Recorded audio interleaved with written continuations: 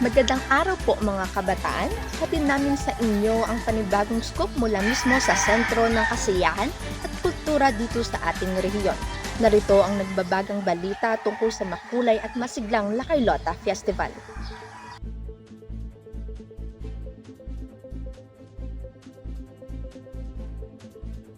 Mula sa La Carlota City, Negros Occidental, sumiklab ang isang 10 araw ng selebrasyon mula Abril 25 hanggang Mayo 5. Ipinagdiwang ng mga taga roon kasama ang libot-libong bisita ang kanilang taunang festival na talaga namang puno-puno ng kulay at sigla. Pero bakit nga ba espesyal ang festival na ito? Ayon mismo kay Mayor Rex Halundon, ang pagdiriwang na ito ay isang paraan para gunitain ang mayamang kasaysayan at patuloy na pag-unlad ng kanilang lungsod. Higit pa rito, ito ay isang taunang pasasalamat para sa masaganang ani at lahat ng biyayang natatanggap ng kanilang komunidad. At syempre pa, pagkakataon itong pagtibayin ng ugnayan ng bawat isa. At paano naman natin nasaksihan ang lahat ng ito? Aba, mula sa engrandeng parada ng mga float na talaga namang pinaghandaan hanggang sa mga kalahok na bumida sa kanilang makulay at kreatibong kasuotan. Talaga namang feast for the eyes.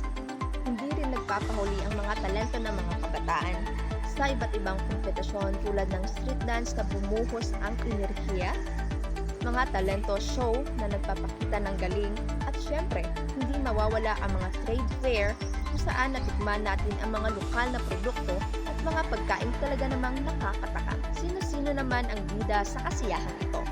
Bukod sa ating mga masayahing kababayan sa La Carlota, talaga namang dumagsa ang mga turista mula sa iba't ibang sulok ng bansa para makaisa sa kasiyahan.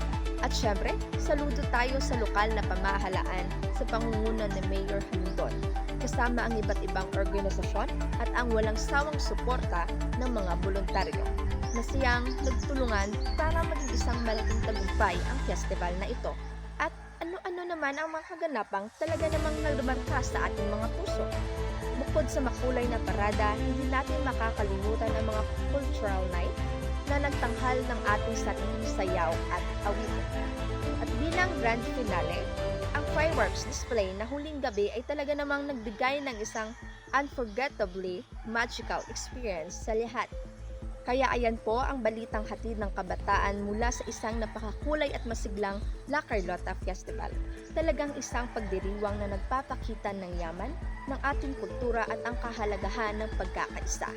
Hanggang sa susunod na balita mga kabataan, manatiling positibo at aktibo.